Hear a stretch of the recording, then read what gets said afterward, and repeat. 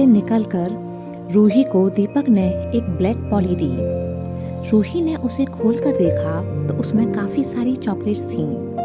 ये देख वो मुस्कुरा दी और जल्दी से उस पॉली को अपने बैग में रख लिया ताकि कोई और यह देख ना सके। दोनों अब अपनी अपनी साइकिल ले पैदल ही चल पड़े। रूही, इतनी सारी चॉकलेट्स क्यों लेकर आया?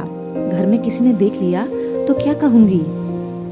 दीपक, तुझे पसंद है ना, इसलिए लेकर आया हूँ। और रही बात घर में देखने की तो कुछ भी बहाना बना देना। रूही, फिर भी डर तो लगता ही है। तू मेरे लिए इतनी चॉकलेट्स मत लाया कर, वरना कहीं ऐसा ना हो कि मुझे डायबिटीज हो जाए या मेरे दांत खराब हो जाएं। दीपक यह सुनकर हंस दिया। रूही भी अब मुस्कुराने लगी।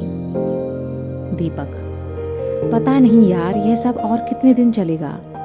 हमें अपना प्यार बाहर भी छुपाना पड़ता है और स्कूल में भी। सब तरफ प्यार के दुश्मन हैं। रूही, हाँ यार, कम से कम स्कूल में तो हम साथ रह ही सकते थे ना, लेकिन यह लड़के और लड़कियों की लाइन ने सब कुछ बिगाड़ रखा है। पता नहीं कब सब कुछ ठीक होगा। दीपक, और ठीक होगा भी या नहीं यह भी तो नहीं कह सकते।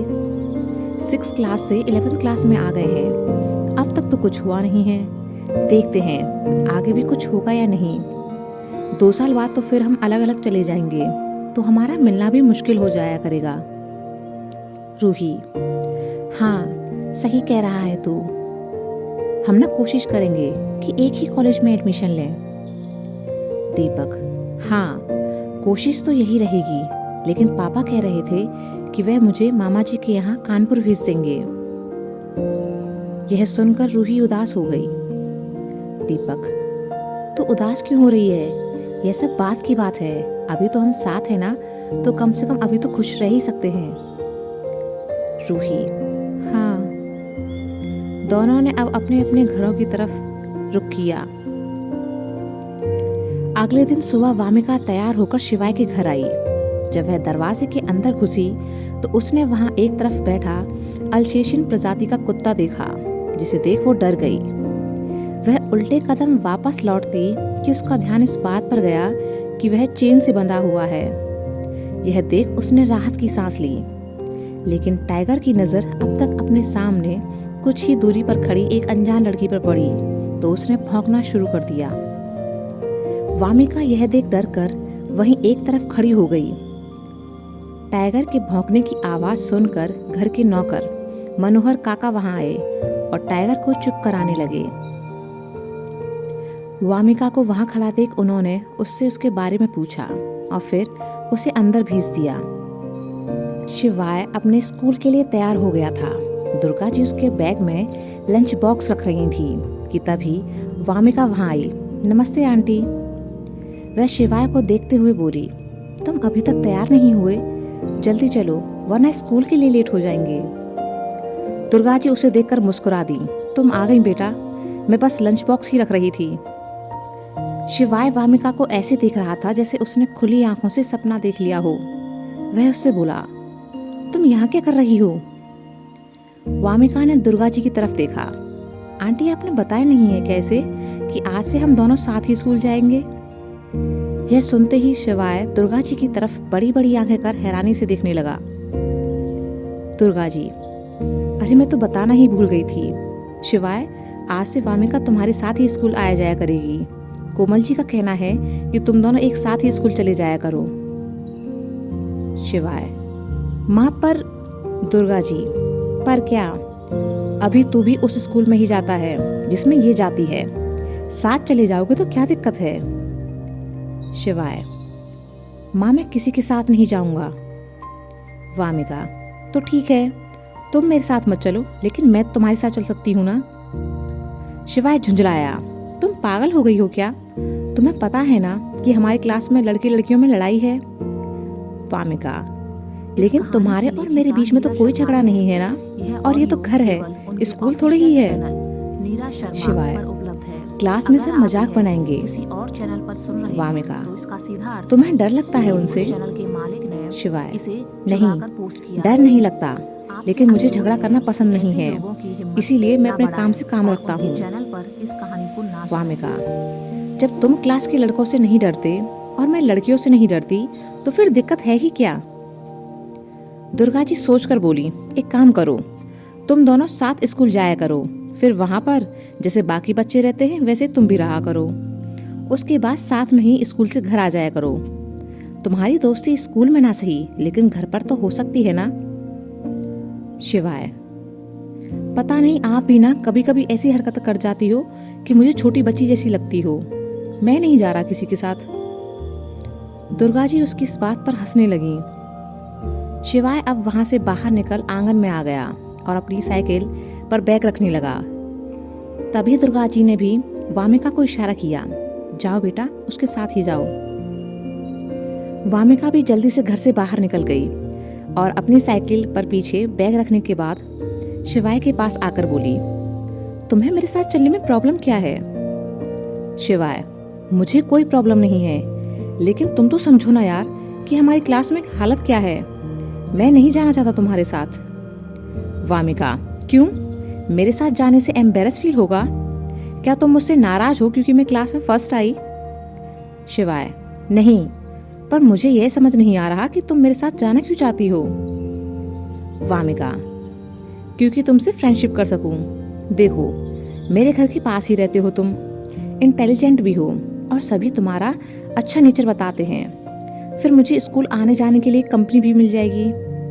बस तो मैं तुम्हारे साथ दोस्ती करना चाहती हूँ। शिवाय, ऐसे थोड़े ही कह देने से दोस्ती हो जाती है। वामिका मुस्कुरा दी। तो फिर तुम्हारे साथ दोस्ती करने के लिए क्या करना पड़ेगा? शिवाय, कुछ नहीं, मेरा दिमाग मत खाओ, कहकर वह साइकिल से स्कूल की तरफ चल पड़ा। वामिका भी जल्दी से उसके पीछे चल दी। वामिका से पीछा छुड़ाने के लिए शिवाय ने अपनी साइकिल की स्पीड तेज कर दी। यह देख वामिका ने भी अपनी साइकिल की स्पीड तेज कर दी। थोड़े टाइम बाद दोनों स्कूल पहुंच अपने अपने दोस्तों के पास गए। वामिका जब लड़कियों के साथ बैठी तो उसे पता चला कि उन दोनों को साथ स्कूल आते हुए राहुल ने देख लिया था और पूरी क्लास को बता दिया था कि हमारे क्लास के स्टूडेंट्स ने रूल तोड़ा है। सारी लड़कियों ने अब वामिका को घेर लिया। पाला, क्या तू सच में शिवाय के साथ आई है? गीता, लेकिन तू ऐसा कैसे कर सकती है? कल शिवाय की वजह से ही तुझे सजा मिली थी। स्वरा, और तुझे पता है ना कि हमारा रूल क्या है? वामिका, लेकिन मैं तो उसके साथ आई ही नहीं। दरअसल मैंने जो नया घर शिफ्ट किया है वो शिवाय की ही गली में है। मैं तो अपने टाइम पर ही स्कूल से निकली थी। अब वो शिवाय भी उसी टाइम पर निकला तो मैं क्या कर सकती हूँ? भावना, ओह तो ये बात है, फिर ठीक है। ये राहुल एक नंबर का गधा है, हमें इसकी बात पर भरोसा करना ही नहीं चाहिए था। गीता, सही कह रही है तू। वामिका ने चैन की सांस ली कि मामला यही रफा दफा हो गया। रूही चुपचाप मुस्कुरा दी और सोचने लगी कि जब इन लड़कियों को यह पता चलेगा कि वह अपने ही क्लास के लड़के को डेट कर रही है तब इनका रिएक्शन कैसा होगा। दूसरी तरफ शिवाय को भी सभी लड़कों ने घेर रखा था। राहुल, तू ऐसा कैसे कर सकता है शिवाय? मैंने तुझे देखा था उस वामिका के साथ आते हुए। शिवाय, तो इसका मतलब यह तो नहीं है ना कि मैं उसके साथ ही आ रहा था? सौरभ, तो और क्या मतलब हो सकता है इसका? तू अच्छे से जानता है कि हमारी क्लास का रूल क्या है। शिवाय, मुझे ना याद दिलाने की जरूरत नहीं है। जो पिछले 5 साल से तुम लकीर के फकीर को पीट रही हो वह मेरी गली में शिफ्ट हुई है, तो आज जब मैं स्कूल के लिए निकला तब वह भी निकली। अब मैं उसे यह तो नहीं कह सकता ना कि वह अपना रास्ता बदल दे, क्योंकि सड़क तो सबकी है। कुछ भी बोलते हो।